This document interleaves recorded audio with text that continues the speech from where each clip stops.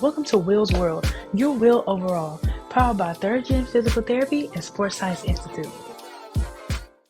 Good morning, good afternoon, good night. Whenever you listen to this episode, thank you for listening. Thank you for pressing play. And before we get started, please like, share, subscribe. Also, comment. Let us know if you like this show and let us know what you want to hear. And with that being said, let's get going. In today's episode is titled Shedeur Sanders, Proving Myself Right. Proving Myself Right. For me, and I'm pretty sure for a lot of people who are probably interested in, everybody's perspective on this situation. Not the draft time, but post draft stuff. I wanted to touch on this because it speaks to a changing of the guard when it comes to the type of athlete that we're seeing, but also the type of person that we're seeing or people that we're seeing.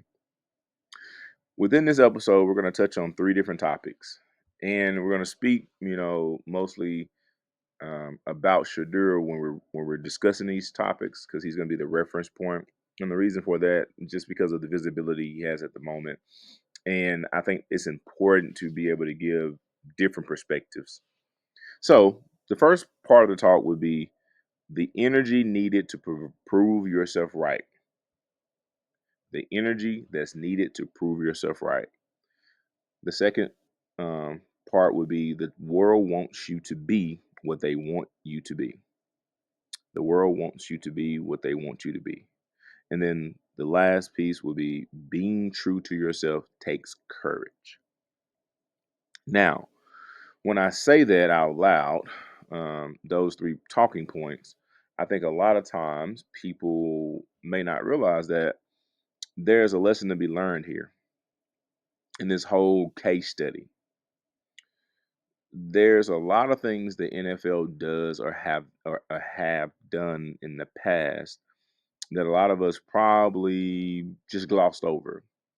The multiple first round picks that they decided to draft who had very, very, very shady backgrounds or very questionable backgrounds or very questionable slash had committed crimes and stuff like that, but as well as had a lot of great first round picks who were squeaky clean, just as well. And then we've had situations where certain families have tried to determine where their player or their son would go and were successful at it. And we had certain families who were not so successful. So that leads me to this conversation in the first part of our talk. The energy needed to prove yourself right is a very positive energy. It takes a certain type of energy to really, really push yourself to a point of being able to prove yourself right. Because you're not fighting against the negativity. You're really trying to make sure that who you are and what you've done to get to this point is validated because it was you that was working. When the lights were off and everybody was sleeping and nobody cared, about you trying to become better at whatever your craft was at the time, you really had to call on some intrinsic motivation. You had to dig down and find the thing or the reason why you're playing. See, the cool thing about Shedeur Sanders is the fact that he doesn't have to play football. That's funny to me because most people who are playing football for the past, let's just say 30, 40 years, they've kind of had to play in order to better themselves, better their family, better their situation. And there's nothing wrong with that. There's always great to have some type of vessel that takes you from point A to point B, and having that is important. But I feel like the one thing that a lot of people who are and were in the NFL didn't capitalize on was trying to expand the control or the input of the players. You've had certain positions get paid more money. That's cool. That's great. We've had certain positions be able to have a little more power in the organizations than others.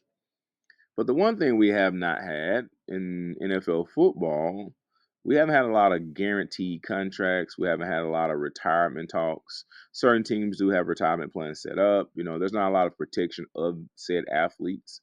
I think a lot of times the athletes go to these meetings and they argue for some liberties on things that are not even of note.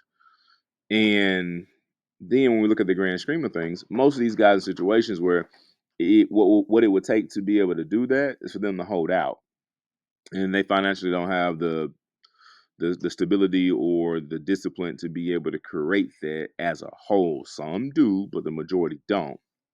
The Shedeur case is a lot different because he doesn't have to play. He wants to play.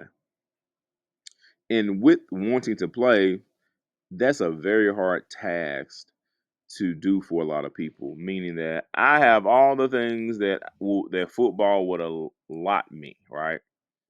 Would give me, but I still want more.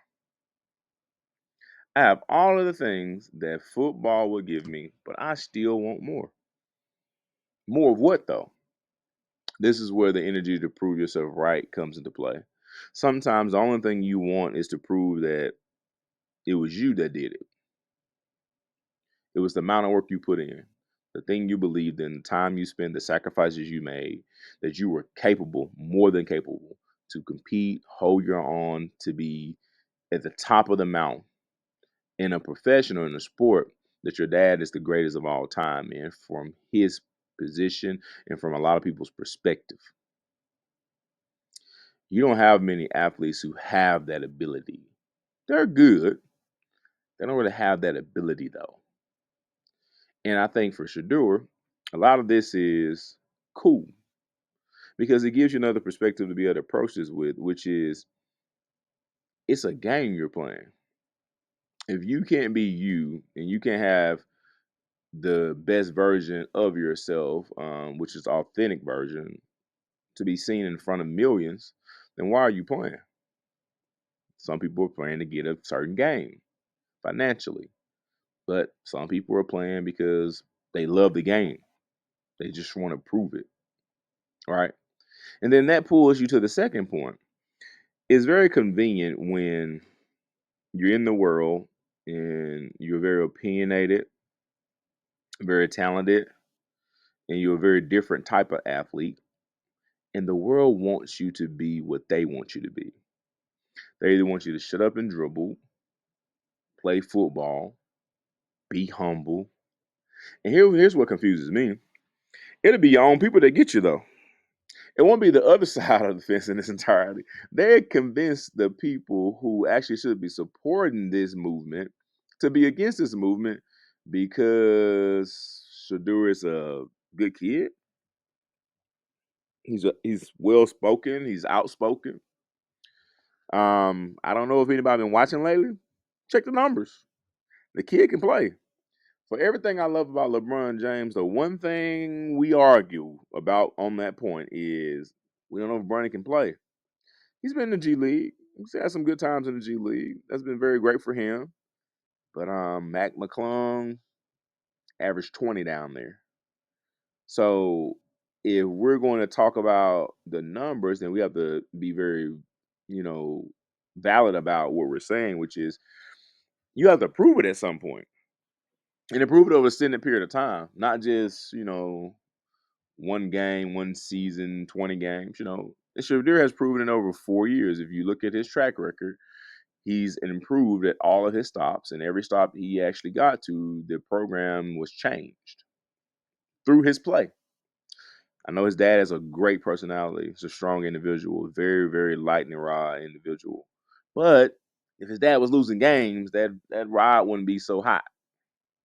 But look at Shadur's numbers. Look at his actual ascension. And with that, he was told and almost put in a situation where they wanted him to be a lot less proud about it. And that's very convenient in this world when you're not Eli Manning, but you're Shedeur Sanders. Now, me personally, I've actually followed Archie's career a little bit growing up. My aunt is a massive Saints fan, so trust me, it wasn't by choice that I followed Archie's career. And I followed Eli's career. And I want to say this very loudly.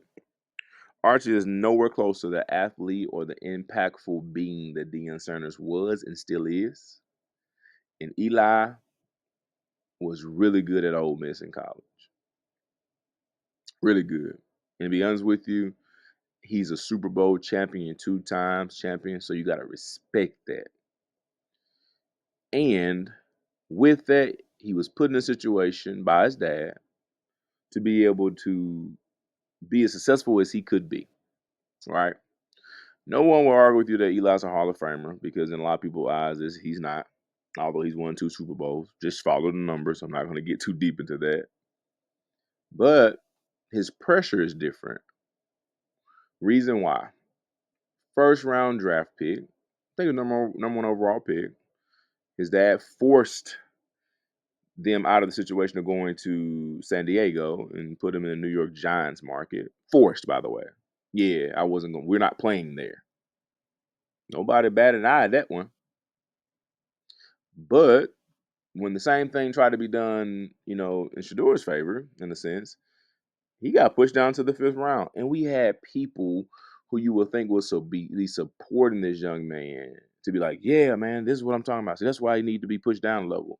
And for some reason, to me, I'm confused. Why do you want the world to tell him how to be? Everybody complains about how bad it is for a certain demographic of people, but then you get upset when the world tells you how to be. The world told him how to be. It just so happened he did not and does not care what the world thinks. Only thing he wants to do is just try to prove himself right, that he is what he think he is. And that's all you want. And that's what leads to the last piece of this talk. Being true to yourself takes courage. My goodness, being true to yourself takes courage. I can definitely sympathize and empathize with this notion. Being true to yourself, man, is a lonely island. It's a lonely place. Like, because at certain points in time, you're going to counteract or even contradict some people who are close to you because, like I've said before, greatness is boring and people's expectations of you are very low. So being true to yourself takes a lot of courage. Like being able to see the end or see a great goal or see something you're trying to accomplish and say, I don't really care if nobody believes it, but I believe it. And that really all it takes. But that's a lot of courage. You know why? Because a lot of us want to be what the world wants us to be. A lot of us don't have the energy. A lot of us just want to be in the crowd. And I can raise my hand up and tell you and be honest. At one point in time, when I was very young, it was very interesting of my thought process in it. Because a lot of times when that noise is loud, you just want to be normal. You just want to be out the way. But what you find out as you get older, you don't really fit in. You kind of stand out. I feel like that's a way that a lot of the stuff that we encounter in life, you know, that's why we just stick out because it was meant to be that way. So this young man has embraced it and stayed true to himself. And we criticize that. That's convenient, isn't it? So let me ask you this question. What if it was you? What if you were the one that was supposed to go 1st round? What if you were the one that put up all these great numbers, set NCAA records? What if you the one that had the family support and the dad who was great, who could situate you in a situation and be able to be successful? And the world said, nah, you need to be humble. Yeah, I know. A lot of us will just bow our head and be humble and be quiet because we want to get our money. That's the cool thing. He doesn't need it. This is the one time where I'm so happy that the athlete that we see today is not the athlete we saw yesterday. At what point in time do we stand up and say that what we do is a piece of us, but who we are is way more important? At what point in time do you stand up and say, I have the energy to prove it? I'm going to be what I am, and I'm going to stay true to that. Whether I fail, cool. Whether I'm successful, cool. I got to be me though, because everybody else is taking up. Man, I hope today's episode gave you all some perspective, gave you another thing to be able to discuss, maybe something just to learn from or not.